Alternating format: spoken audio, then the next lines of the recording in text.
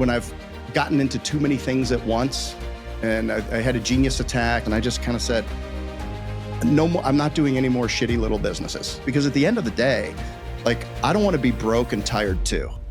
You're going to have the same conversation 1,000 times, and it's just with different owners. You got to have a heart for people, because we've had a husband and wife and their 2 kids coming back from Cooperstown baseball and fly their plane into the ground, killed them all. When you're a franchisor, like, you've got to step in and you got to help these people.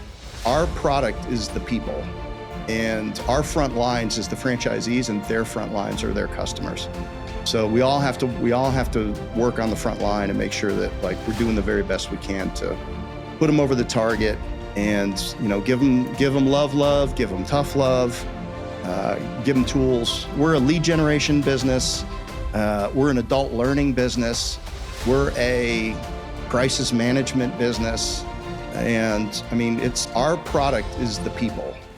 You have a responsibility for all of these entrepreneurs. Jeff Dudan is more than a business success story. He's a blue-collar built, boardroom tested leader who's here to pour into our To The Point listeners today.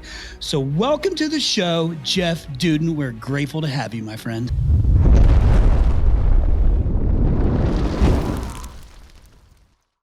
Hey, what's up, To The Point listeners? It's your boy, Chris. And on the other side is my man, Chatty P, in the place to be. Chad, what's up, buddy? Nothing much. We are rolling into Memorial Day weekend. And for us Hoosiers, it's about racing time. It is about racing time. You know what time it's not, though, right now is air conditioning time, because your weather has been shitty for our air conditioning business, but great for the normal human being.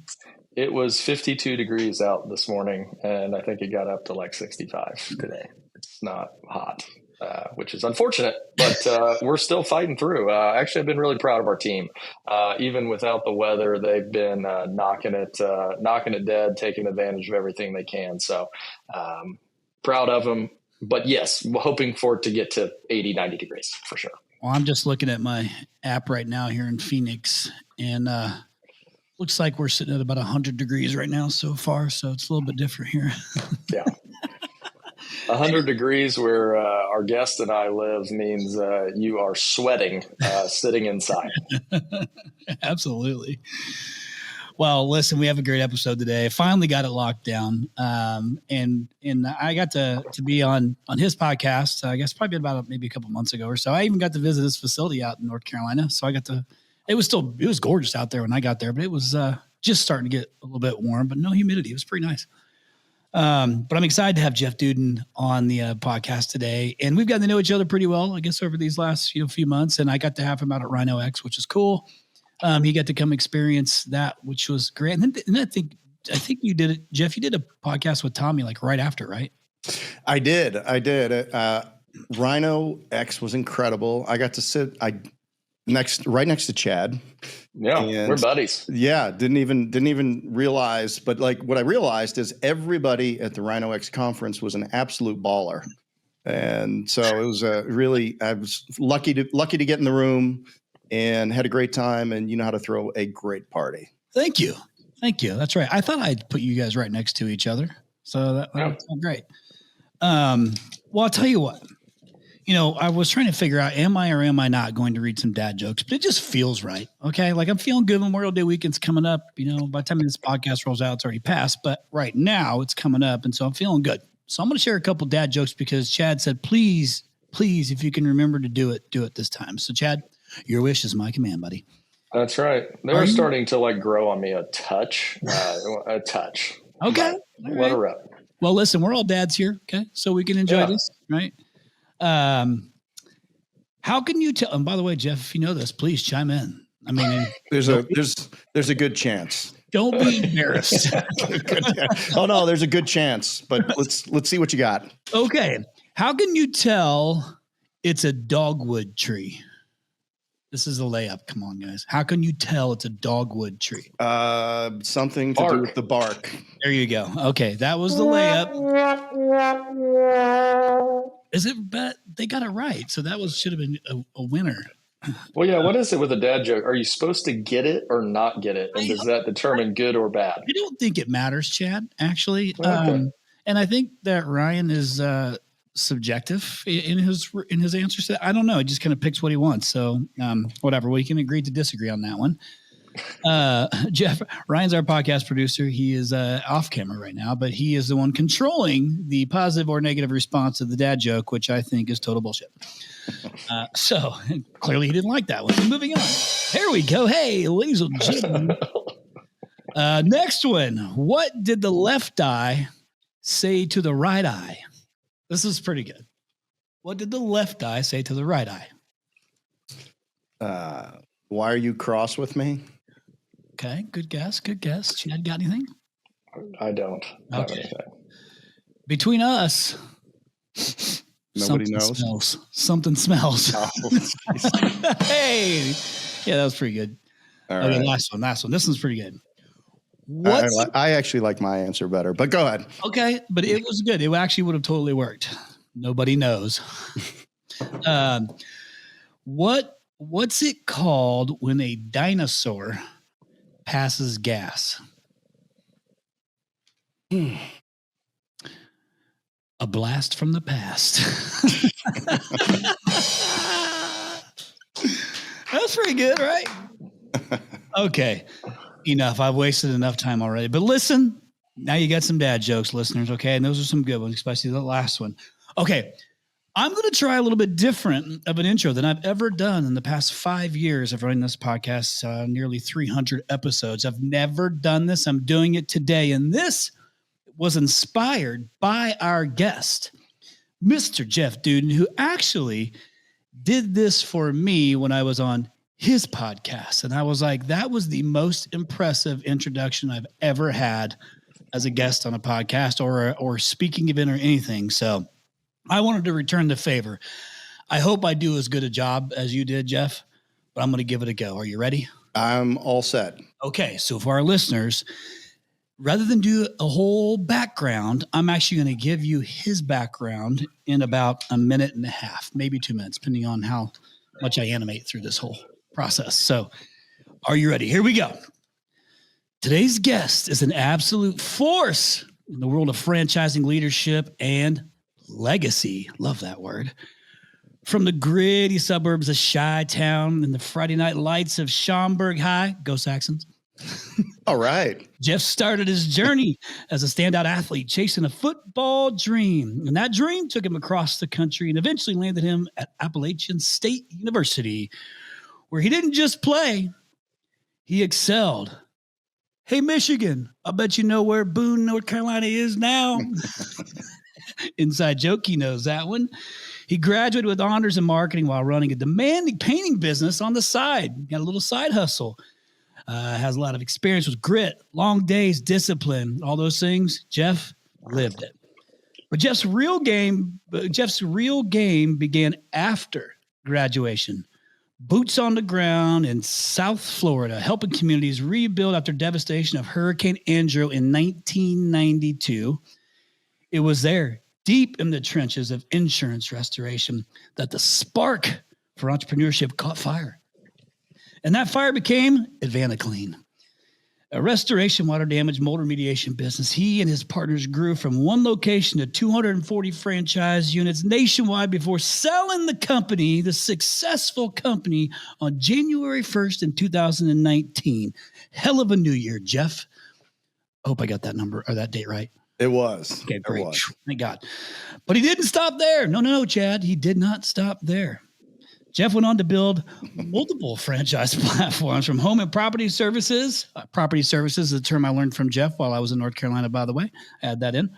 Home and property services, health and wellness, empowering franchisees, creating tech systems, and helping others build generational wealth. Love that. I love generational wealth, by the way. He's a CEO and Homefront Brands and Dudan Partners executive, a Forbes contributor, and host of the On the Homefront podcast with Jeff Dudan, a national speaker and philanthropist who's built libraries for kids. Love that. The library for kids thing is something we want to talk about. for Kids is a national strategic partner with St. Jude's Children's Hospital, a board member of the AdvantaClean Foundation, stewards of the game that serves kids in the App State Yosef Club. This dude's got a heart for serving kids, if you can't tell, a little bit, in communities and people, just in general. So I really respect that. He was featured on season 8 of Undercover Boss, rocking a sweet 5-inch long soul patch. Maybe longer. I don't know if it was longer than that. And went undercover in AdvantaClean, which I did not know until I went out and visited Jeff at his place in North Carolina. He's the author of Discernment. It's a powerful guide to making better decisions through clarity and principle-based thinking. And you can find it on Amazon, which is great, except for Jeff gave me one. So thank you for that book, Jeff. I read it. And by the way, that's how you know it was an easy book to read, because I read it. No big words going in that book, sir. No, it was great.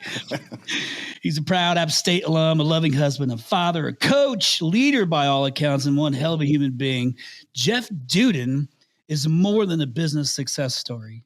He's a blue-collar built, boardroom tested leader who's here to pour into our To The Point listeners today. So welcome to the show, Jeff Dudan. We're grateful to have you, my friend. That is overly kind, sir. Thank you. Thank you for the intro. It's a pleasure to be on. Good to see you, Chad. And Chris, I've been waiting for this. We had this scheduled and then we had it rescheduled, and I've just been sitting in the dark waiting to come on ever since. I hadn't been able to think, function, eat. Now I can get on with my life. Yeah. I wasn't sure after that intro if I was supposed to clap, but I didn't know if you could give like a round of applause on a podcast. If that was I don't know. That's a bit embellished or not. It's a little bit embellished, but it sounds good. It was great. And I actually probably rewrote it about 10 times. It's like, what am I doing? And I ended up going back to just like the original version. So I kept overthinking it. I was like, wait. I listened to yours. I'm like, oh man, his was better still. His is better still. Yeah. Sounds to me like a guy who, likes to play with kids because he's immature and he lacks focus. So he can't stick with any one thing. Well, I think that may be all our story here. Yeah. Cannot lack focus. Yeah. I mean, entrepreneurs, man, I had one on, gosh, it's the classic story, isn't it? I mean, like, we just don't fit. We don't fit into school. We don't fit into traditional things, and we have a different risk tolerance, and it's all upside. And it's just, the more that I interview entrepreneurs, people that have built companies and things like that, the more I realize I can spot it now. I can spot it in my kids. I know which ones are likely to be more entrepreneurial, and it's just, thank goodness, right? I mean, thank goodness for the challenges that I had growing up. I mean, I went to 3 colleges for 5.5 years to get a perfectly good 4-year degree. I took, Olympic weightlifting and CPR and first aid, 1, 2, 3, and 4. My high school guidance counselor said, algebra 2, not for you. I remember that. Hey, but look, it's really just about taking action on things. And I think everybody needs an adventure in life. Yeah. And these young people, man, just don't worry about it. You got to fail fast and fail forward. And I don't know. I guess listening to that intro kind of brings me back a little bit and makes me very thankful for the journey that I've had. I've enjoyed every bit of it. Yeah. Jeff, I got a question for you just as it relates to entrepreneurship, because obviously all 3 of us are passionate about it. Mm-hmm. How do you kind of balance that? I think all 3 of us are kind of freewheeling, like, hey, yeah, I got an idea here. I think we can build this. And, oh, look what I've learned. I could build this business here, and so on and so forth. My wife reminds me constantly, like, you do realize there's only 10 fingers and you can't have more things going on than what I can count on both hands. How do you balance like that with, we all know too, that we need those integrators, those people that can take our ideas and flesh them out. How do you balance kind of, or like, what's your philosophy on working with those people who, kind of hold you in check? And, I think we've all probably ran into people in our lives. Obviously Chris is married to his, that, are able to execute and able to keep us on the rails. How do you kind of navigate that relationship?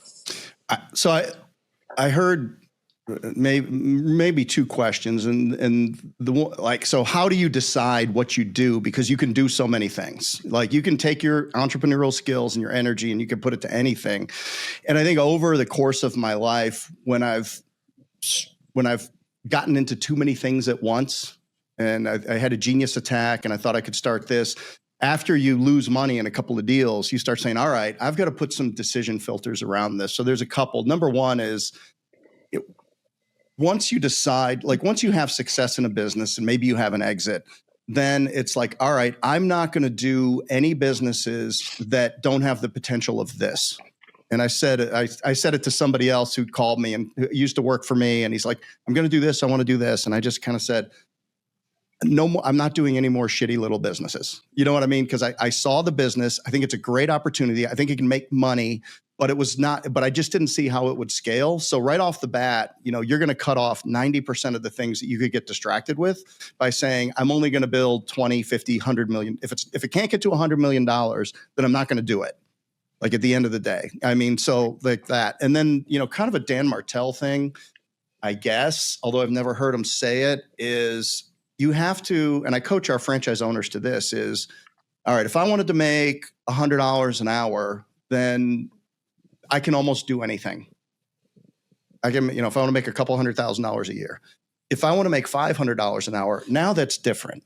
Okay, now I've got to, if I'm going to, now my subset of things that I can do is much smaller.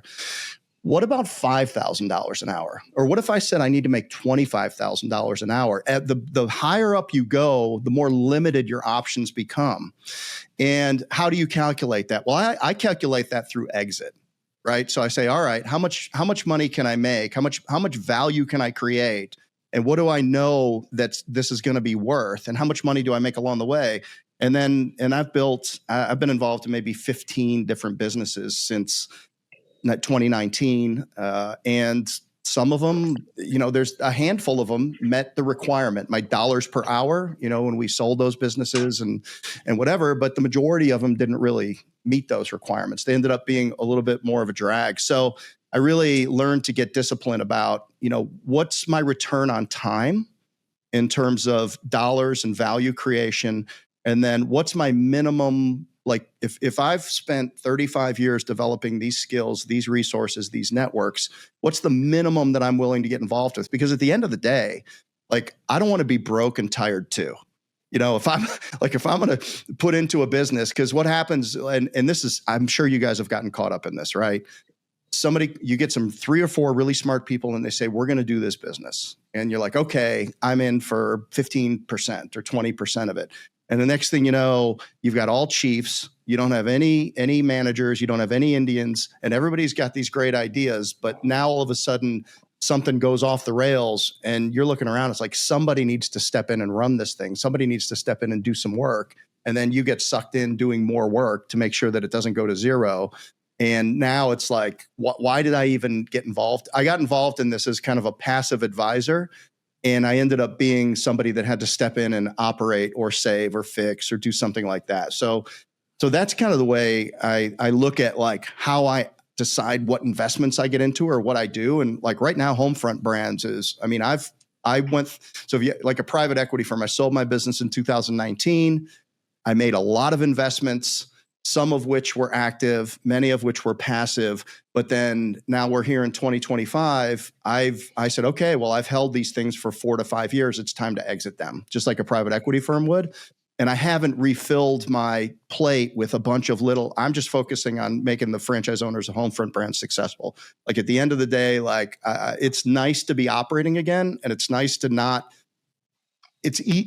operating for me is my default operating system. And working with franchise owners and helping them through struggles and, getting the lead gen right and getting all these things right. So right now I'm very focused on just a small handful of things. 90% of it's Homefront Brands. And then, down the road, maybe then I'll have to go out and look and put chips around the table again. And then as far as integrators and things like that, I need them. I mean, any business that's scaling at any rate needs daily goal setting and review, daily KPIs. daily. It just needs daily. I mean, a weekly meeting is a week meeting. And our job as business owners is to remove the latency from our business. So from the moment that there's an action that you recognize needs to be taken or decision gets made to the moment of implementation is latency. And our job is to get all the latency out of our business so that like things are just moving in moment to moment to moment to moment. And, and that compound interest of positive activities moving the business forward. And that's not the way I operate. I need those people. Like, I'm great in a scrum. I'm great in a fight. I'm great in the strategy room, and I'm great in sales and all of that. But like, we use a lot of, I'm sure you guys do, we profile, use personality tools and capability tools and all that to make sure that we got right people in right seats, and that we have the people that are going to be very, very focused on the details. So the integrators in the traction model, we run scaling up, which is kind of a version of traction, but it's very similar. So 90-day rocks, and I focus on the rocks, and I focus on the annual imperatives, and I focus on the rocks. And then if I'm assigned something, I make sure I get it done. And then there's somebody else making sure that everything else is getting done. So we've been very fortunate to attract leadership and directors and VP levels that have served us very well at Homefront Brands. Yeah, you got some solid talent. Got to meet a few of them, Michael, and it's cool because your son works with you, which is pretty cool. Yeah, it's great. That's pretty awesome. Oh, by the way, like side note, Chad, you'll appreciate this. And now I think about it, Chad, you could do this. So because Jeff was also a coach, he made the field. There's like a grass area. I don't know if you bought it, Jeff, or when you bought the lot, you got that, a strip of land with it. But he had the kids that were playing, their sports, be able to play in that field next to where his office was. So it was easy to go back and forth between like you could walk, like it's literally, you walk outside and it's right. It's like right there. Yeah. That was a pretty cool story. Like any growing area with kids, you lack field space. And so I had this moment, this inflection point. I had bought my last partner out of the business. We responded to Hurricane Katrina. We did like $100 million down there over 4 years. And I went down to set up the storm response. And then I was driving back in the middle of the night. I had 3 small kids at the time. And I hit this inflection point, which I realize inflection points have 3 things. Number 1, people that you're responsible for. People, right? You're responsible for people you care about, people you want to do something with, or sometimes people you want to get away from. The second thing is there's an adventure or an opportunity. And then the third thing is there's risk of loss, because you generally have to give something up to get something. And I was driving from Gulfport, Mississippi to Charlotte, North Carolina. And I was in Atlanta, and it was like 2 a.m. and I'm like, I'm never home. We're in Hawaii. We're in California. We're in the Caribbean. We're doing these disasters. And I've got 3 small kids, and I'm not home for dinner. So I made that decision in the middle of the night that I was going to sell all of our company stores under a franchise model and commit to that franchise model so I could be present with my family.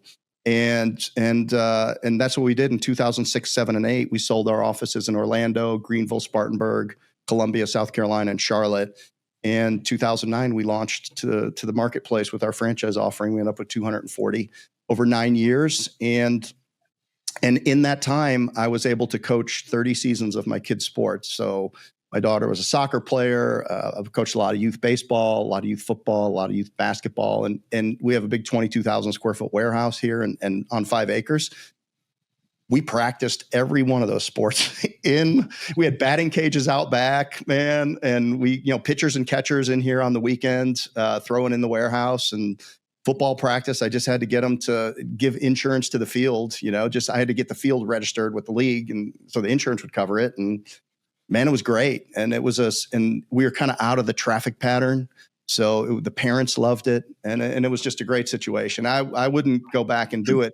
And teaching franchise owners to build a winning team of 5 to 10 people is not dissimilar from teaching a group of 12-year-old football players over a 4-month season how to win. It's the similarities, and everything you needed to learn, you learned by 5th grade. Communicate clearly, have values, don't have cliques, understand what you won't tolerate. Like all of these basic lessons that you need to instill to have a winning team where people want to play fast, loose, and happy and play for each other. It's just basics, man. And it applies to, if you can do it with a bunch of knuckleheaded 10, 11, and 12-year-olds, then you can generally do it with some adults as well. So yeah, it was great. I've got very few regrets in life. Yeah, that was pretty cool. And just for our listeners too, I want to make sure I share, because I don't think I've ever shared this with who's a part of the Homefront, the part of the Homefront brand. So we have temporary wall systems, which, by the way, I never connected the dots on until you gave the explanation of because I'm in the airport all the time, and I always see those walls, around those are temporary wall systems. So if you're listening, that's what that is. They're in Phoenix Airport right now. Quite a bit of them, actually. Yep. You also have top rail fence, which we've just started, I think, doing some stuff with at Rhino. Window Hero, the Designery, which is some kitchen and bathroom modeling. I think it's Yard Patrol Pros, and then Roof Scientist. That's right. So there's the 6. So actually, it's interesting because, and as I'm watching you go through the process with the new franchisees that were coming in there, I was thinking a lot, and I took so many notes on just things I wasn't thinking of. You have a responsibility for all of these entrepreneurs. Yeah. It really all comes up to one all these entrepreneurs, and some are entrepreneurs, right? Like they think they want to do this thing, but they maybe they got into it and they got a little over their head, or they're not, really using the playbook that you've created for them. And now somebody's got to coach it. But there's all of these, like you talk about chiefs, there's a bunch of chiefs that you're trying to like corral and manage and get them to scale and grow and take into consideration the other franchisees and like how one could impact the other. It's a lot. And I just sit there and wonder, like, Jeff, what the hell are you doing, man? Like, you just keep adding brands. Look, man, there's 4,000 actively growing brands in the United States. There's 829,000 franchise establishments. 1 out of every 8 people work in this country that work by or for some sort of franchise system. It's a massive thing. Yet 90% of franchisors go out of business within 12 years. And there's one that comes into business every day, about 600 new franchisors a year. And there's about 560 of them that go out of business. And it is so what I've learned is that there's a perfect balance, and it has to be, and what I mean by a perfect balance is there's a perfect balance between the fees and where the fees lay out and who does what the activities are inside of a franchise system. So we centralize everything that we possibly can. We're a big blue ocean strategy company. So, in AdvantaClean, we had 16 FTEs in our call center that answered calls for all the franchise owners, took over 250,000 inbound customer calls a year, booked every mold estimate, dispatched every water damage. And we replaced 300 to 400 operators that they would have had to hire, train, manage, all of that, right? So that's a clear win from centralization. And do you want, 200 franchise owners being great at Facebook, ad manager, or, whatever it is. So it's like the things that you can centralize, you centralize, and you want franchisees that are going to be in the market, selling, fulfilling, being the face of their business in the community, building a great team, collecting their dollars, and doing all those types of things. So there's this perfect balance between the fees, the activities, and then there's only 3 metrics. There's only 2 metrics at the top of the house: happy and profitable.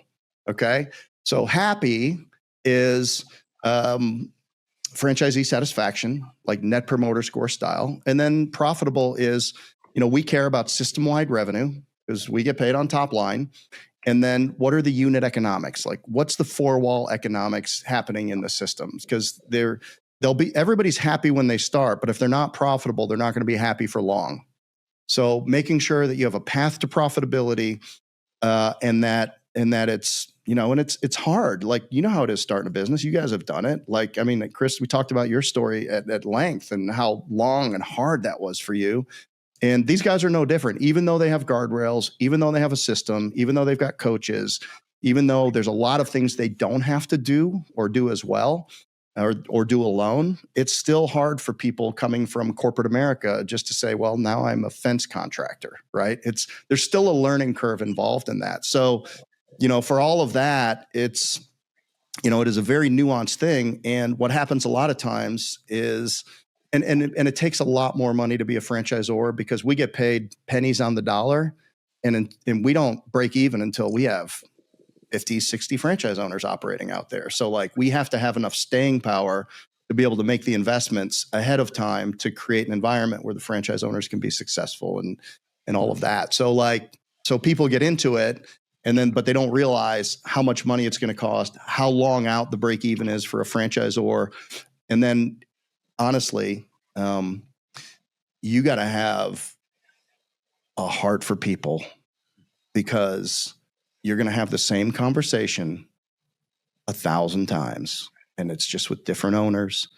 And just because you tell somebody something one time doesn't mean that they've learned it and they can do it, so it's really, I've hired corporate people before that run direct businesses or even Bank of America level 5 executives, man. And they're in for a year or two and they're like, I understand it. I'm out.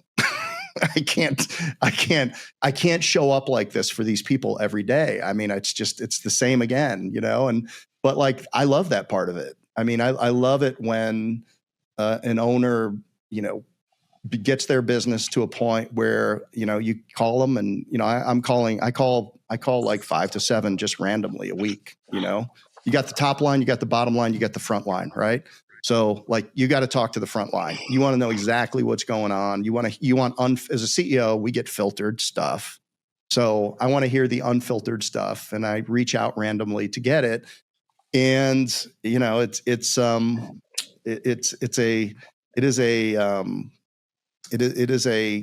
is a labor of love. But when these guys say, you know what, I got into this, I'm doing this amount of revenue. I made this much last month. I come home at 6:00. I take off my top roll shirt. I put on my kid's baseball shirt and I go to coach them. And this is what I wanted because I was on the road 35 weeks a year last time. And now this is the life that I wanted. And I see that I can even grow this business and do more than the minimum that it's going to take for us to survive.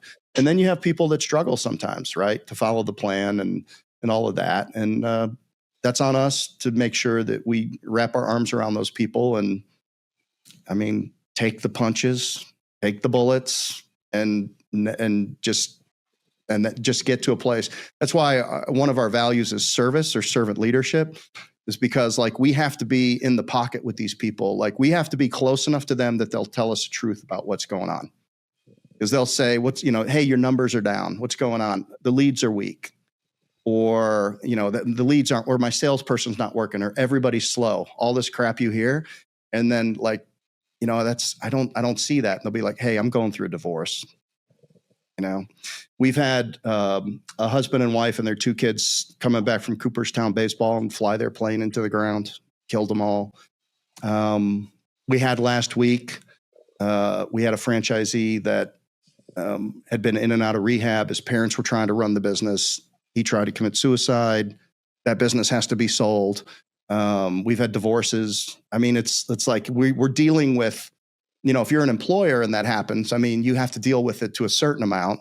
But when you're a franchisor, like you've got to step in and you got to help these people and you got to recover their money and get what you can to their family. And so like, that's what it is. People, it sounds glamorous, man. If you want to be Jimmy John's, make $8 billion, right? But like that is a long road to hoe, people to get there. But anyway, I think it's one of the greatest wealth creation business models. Doesn't matter what the widget is. It's a leverage play. Everybody shares the expense of acquiring customers, building technology, building brand. Franchise owners participate in the equity when they sell their business. Like it's a great business model, not the easiest dollar you can make. Jeff, how do you look at, because I think that the parallel for me here is, bringing a guy out of the field to be a manager. Mm-hmm. You're bringing people from outside the industry that maybe were in banking or, whatever. They want to own a business. Like that sounds great. So to me, the parallel is you're bringing people that don't yet have the skill set to be maybe a manager, a leader, that, they were in a business, especially in our businesses that are so people focused. How do you what do you guys do to prepare people? Because I think that would be really important for the listeners, because I know everybody's struggling with, I got to find a service manager. I got to find this. I can't find any good people. What do you guys do? Obviously you've scaled this model. You've been able to find these people, train them, coach them, set them up for success. Like, I know you said you do some personality tests to find out if they're the right fit, but like, what are the other things that you guys do from maybe a corporate level that like set them up for success and allow them to be successful? Are you talking about our internal staff, or are you talking about the franchise owners? The franchise owners, because they're coming from maybe all walks of life and thinking that, yeah, this sounds great. I think I'll start selling fences. Like, what does that process look like for you guys as far as setting them up for success? Look, it's an interesting mindset. And the difference between promoting someone to be a manager of a territory or maybe a new location versus a franchise owner, and you guys know this, like, who's writing the check? Like, at the end of the day, man, like, I have respect for people that write checks. Like, I've been in business, like I've had businesses, and we wanted to bring in an executive, and it's like, this guy's been around, he's run big brands and stuff, and he wanted to be part of the organization. And I said, okay, well, you can come in, but like, if, and he wants equity. I said, okay, we'll give you equity, but like, you have to write a check. It's not a big check, but you got to write it. And they'll be like, I'm not going to do it. And I'm like, well, what do you mean you're not going to write the check to get you asked for the equity? Write a small check or something like that. So, when people step across the line and they say, I'm going to write a check, like, that's a different level of commitment. They've crossed over the line. I mean, I used to do this thing.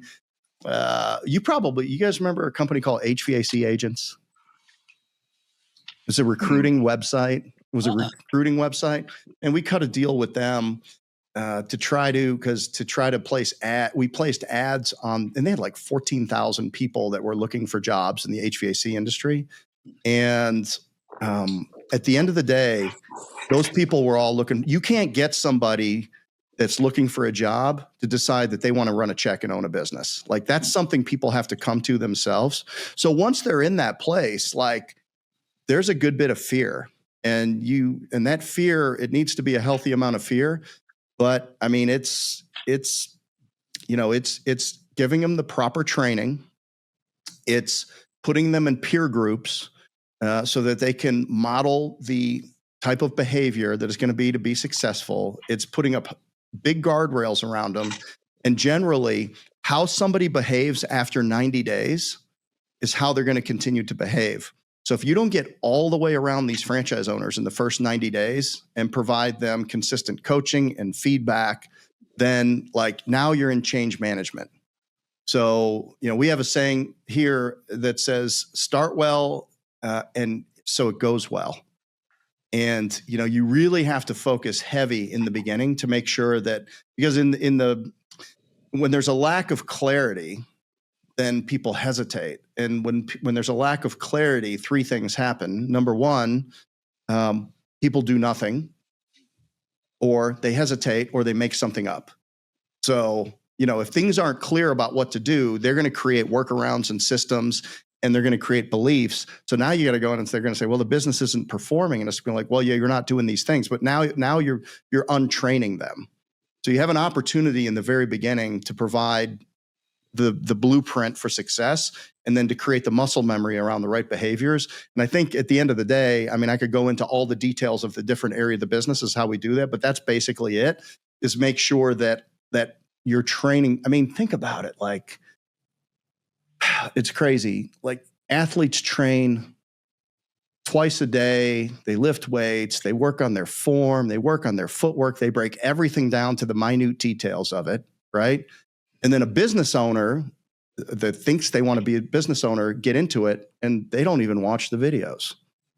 It's like, it's like, man, like, are you like, how much are you training to be an entrepreneur? How much are you training to be an athlete? Like, how right do you want to get this?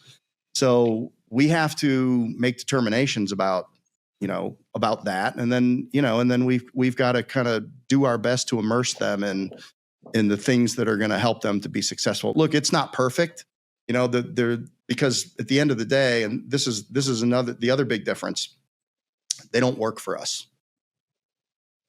They don't work for us, man. And, we're not there when the alarm clock goes off, walking in the room saying, time to get up and go do your business development activities.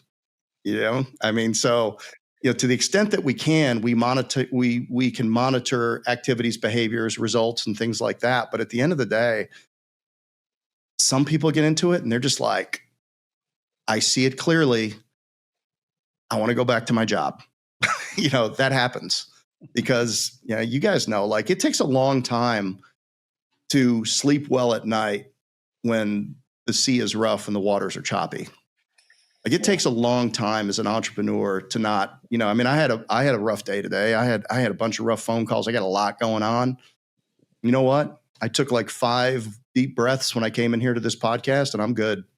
I'm ready to go. It's just, it's on to, how quickly can you move to the next thing? And, and really, so we're an adult learning. We're a lead generation business. We're an adult learning business. We're a crisis management business. And I mean, our product is the people, and our front lines is the franchisees, and their front lines are their customers. So we all have to work on the front line and make sure that, like, we're doing the very best we can to put them over the target, and, give them love, give them tough love, give them tools. And at the end of the day, it kind of works like this. 20% of them, just right off the get-go, man, they're amazing. Like, no matter what you give them, they make it go. They just do it. They just get on with it. And then, there's 70% of the people that are, need more work, but they're trying to get up into that top percent. And then there's about 10% of them that just, for whatever reason, they're going to struggle. You can save about 5% of them, and then 3 to 5% of them just aren't going to make it. I mean, that's just the way it is. So I think one of the things, if there's I don't know if you've seen these books by Chris Collins, but they're called I Am Leader. It's about a $250 book set. My highest recommendation, anybody that's got $250 that they don't know what to do with, is to buy this book set from Chris Collins called I Am Leader. They're like 12 pounds of books, man. They're like massive. And one is I Am and the other's Leader. And it's the most interesting books I've ever seen. I love this guy. He's so smart. But what landed on me, and why did I have to be 56 years old to learn this? 90% of the world has an external locus of control, meaning no matter what happens to them, they're looking for who to blame. It's the market. It's the weather. Why are you slow, Chad? Well, because the weather's bad. Come on, you can do it now. So, or it's those people, or it's the leads, or it's my wife, or it's whatever it is, and you're always looking for somebody to blame. 10% of people have an internal locus of control, and they just say things that are just happening, and I just have to react to it and do the best I can and get on with it. Like, those people crush. But people that are just constantly, and now that I've learned that, I can't unsee it. So I was watching a golf tournament a few weeks ago, and there was the guy who won, and then there was the other guy who didn't. And the other guy who didn't's a top player in the world, but he was just like, yeah, well, my back, and, I'm not really healthy right now. And then and that one, I think I missed that, but, the wind probably kicked up, and this is a top player in the world, but he was still talking about external things that he had no control over, where the other guy was just like, man, my team, my wife, my family, they did great. They did great. And you could just tell he just had a, real genuine, like, I'm in the middle of it, and, I'm responsible for it, and everybody did their part, and I'm not going to blame anything else. So a lot of times when you come from corporate America, like, when things don't go well, what do? Well, I either report it to HR, I kick it upstairs, I blame the other department. The salespeople, you get mad at the marketing people. The operations people can't stand the salespeople because they overbooked them. It's just like they didn't sell it right. And, at the end of the day, there's always somebody to blame. But like, when you're a business owner, that's it. It's you. I mean, like, the buck stops with you. That's it. And, a lot of them it takes them a little while to get there. Chad, were you going to say anything? No, I'm not giving you the chance to say anything. Well, yeah. Go ahead. Because I didn't want to derail you if you did, but okay. Because I actually wanted to just take a step back. This is it was great because I got to sit and listen to Jeff, talking to like one of the guys in there was a banker, I think, who I forget what his name was, but there was like a nice mixture of people who came from different industries to run these things. But I want to take a step back because the one thing, Chad, did you ever watch Undercover Boss at all when that was on TV? Yeah, I used to watch it all. It used to be on was it on ABC for a minute? And then I feel like it CBS moved to a different CBS. That's right. Yeah. And then it moved. But yeah, I used to watch those all the time. I remember in the restoration, I can't remember, Belfour. I think he did one. I remember that one. That was interesting because that was like home service. And I feel like, weirdly seeing you, Jeff, I'm like, I think I saw his episode. Like, I think I remember this guy from TV. Now I'm like connecting all the dots. But yeah, I love the show. Yeah. And Dina Dwyer was on there. So I actually met Dina from Dina being on it. She was what was Dwyer Group, but then became Neighborly. Yes. But where I was going with this is what I always loved about that show was not just your 5-inch soul patch, which was ridiculous. Yeah. But what I loved about this show was it is cool to go undercover. Like the thought of going undercover into the different departments to get the real raw information about the business, because you mentioned it earlier, Jeff, we get like a filtered version. Yes. If a version at all. However they're willing, like what they're willing to share, but it puts you in the position to be with them and to learn from them with like no filter, which is great for business. So when I hear you kind of talking about you still try and stay in touch with your, with the different owners or the franchisees, the owners, I'm assuming like some of this has to come from that, because I've always dreamt of being on that show. Like back in the day, I was like, oh, I can't wait to do it when I have a company big enough. Back in the day, I didn't have a company big enough to do that because everybody would know it was me. But do you take some of that stuff away? Because really that is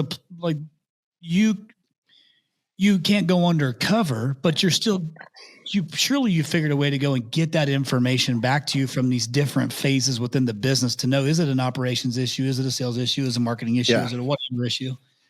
Are you using some of those things now in these businesses, or have you found like, okay, cool. Yeah, I totally took that away from that process. Yeah. I mean, we've done a really nice job with our data, and, we have a data lake. We run a big Microsoft environment, so Power BI across the business. Sure. And, and then there's some of these great new tools coming out right now for data visualization, even enhance our ability to look and deploy business and coach franchise owners. But look, franchisee sentiment matters. And we do a survey every month and we get 15 or 20 responses out of 250. And, a lot of times it's things that like they like to talk to somebody about, or they're not happy with, or whatever it is. But, at the end of the day, you can either, I would rather rush to conflict and have conversations with owners and them know that I care about what's going on and be proactive about it.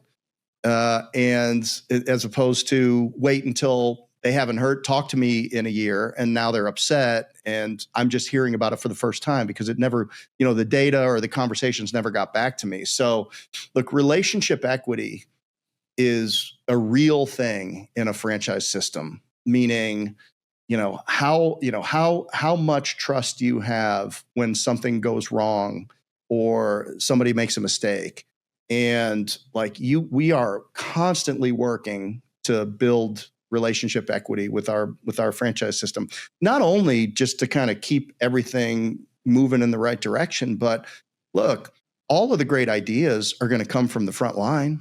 I mean, McDonald's fish fillet sandwich was a franchisee in Chicago, good Catholic area. Nobody ate meat on Fridays. And all of a sudden you got this one store just crushing it on Fridays. And then, Ray Kroc goes out there and it's like, what are you doing? He's like, I'm serving these fish sandwiches. Well, now you too can have 1,500 calories between 2 sugar buns anytime you want at any McDonald's, right? So but that's the way it is we've had 2 iterations on our walls. We've had 3 iterations on our walls, seismic testing that we went through, fire rating, also a lighter panel so that we can go up higher and also use it at a lower price point. So we've actually iterated on our product 3 times over 12 months, but that's all coming back from the field. Like, if we had this, we could do this. If we had this, we could do this. So It's a collaboration within reason, because you can't let franchisees manage up and drive your strategy,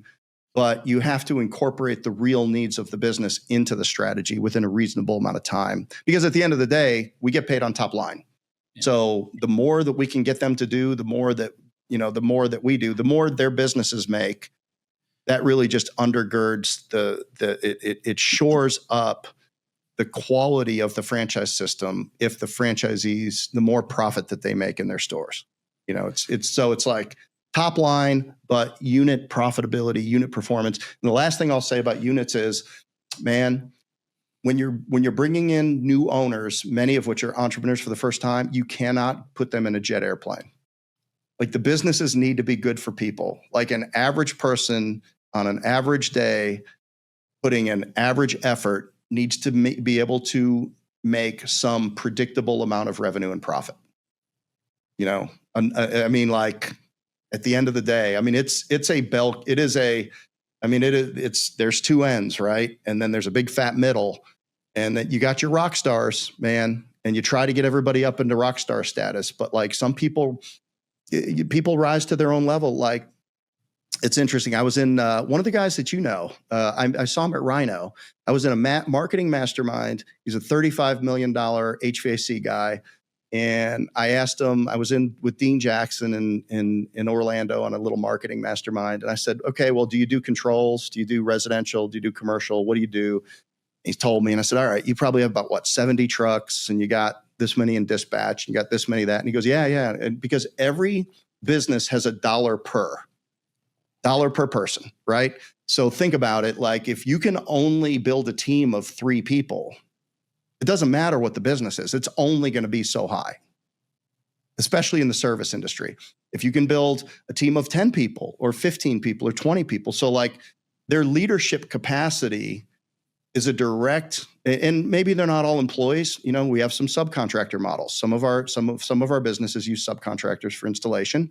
But I would also include referral partners inside of that. Like, how big your network is in referral partners, then how many salespeople you can manage, and how many technicians or how many subcontract crews. Like, that basically determines the size of your business. And honestly, there's some people that, like, they get over 5 people and they can't handle it, and it's just, so that's the size of their business. Some people are like, I've done this, been there, done that. Next thing you know, they got a massive company crushing. We got a guy in Denver, one of our businesses, second year in business, I think he'll do $10 million. It's like, okay, this guy's a baller. I got a call I put him on my call list for tomorrow. I'm talking to that guy tomorrow. Well, actually, no, I'm not. I'm talking to a different guy tomorrow, but and I'm not going to say, we can't say numbers, so I can't say which business it is or whatever, but it's, we're regulated. So we don't talk about a lot of numbers and things other than what's in our documents. But, it all comes down to, and I say this, and I don't mean this in a negative way. We all rise to our own level of competence or incompetence in every aspect of our life. That's the lid theory too, right? That we talk about is, you got to raise your lid. Yeah. And you can only coach to your lid. Yep. What's up, Chad? Yeah, I was going to say, that's Maxwell's law number 1. Yep. The law of the lid. Law of the lid. I heard Tommy tell me that like 500 times. Was that before or after backlinking? Yeah, no, it's probably been a mixture of both those things, because I know those. I always tell people, I know the foremost expert on backlinking. He's pretty good at it. He's fucking phenomenal at it. Well, man, there's actually, here's what really sucks. We're gonna have to do it again because I only got through like 2 questions. I'm sorry, man. No, it was good. That's why I'm saying, like, it was awesome. We just blew through a freaking hour so fast, and it's like, listen, I love listening to where you're coming from your organization, from your experience, just because it's different but same. Like, I love to see how you're managing this process, because to me it seems so chaotic. And the more you add another brand, the more chaos it seems to me like you're entering into your life, man. And I'm like, Jeff, how much further you want to go, dude? You've had some great success. You're still successful. You just want to keep going. Like what pick something a little less stressful, man. Like, I don't know what's going on here. Unfortunately, I've tried other things, and this is the only thing I'm good at, marginally. Well, listen, I think that, I'm really grateful that, that you and I've got to become friends. And I was thankful that you made it to Rhino X on such short term, and I for our listeners, I invited Jeff out as my guest just to kind of come and be a part of it once I learned a little bit more about his business. And I guess I didn't know the Undercover Boss part of it then. And then I got to go and see his business, and which I thought was awesome that he extended that invite. And it's just good to be around people, right? Like that are sharp and like to talk about business and hear different perspectives on things, on how to manage these things. But also it's nice to hear similarities, no matter kind of which walk of life that you're in. We're dealing with some of the same things, right? Yeah. So, I mean, if it's not a franchisee owner, it's a leader on one team, right? It's a team, it's a manager in another team. It's the same thing. Like, we're having to lead these people and give them the playbooks and hold them accountable to the playbooks and give them all the things they need to run the playbooks. So, but man, I didn't get half the stuff because there was a part in discernment that I read around personal equities that I wanted to hit on, but we are right at the personal equities that I wanted to hit on around, like learning how to tip the scales with your relationship and reputation. But now you're just going to get the damn book and read it yourself. Okay. Yeah. Hey, you can go to my, if you want a free copy of Discernment, just go to my Instagram, Jeff Dudan. Give me your email address. You get a free copy immediately, electronic, or you can get it on Amazon.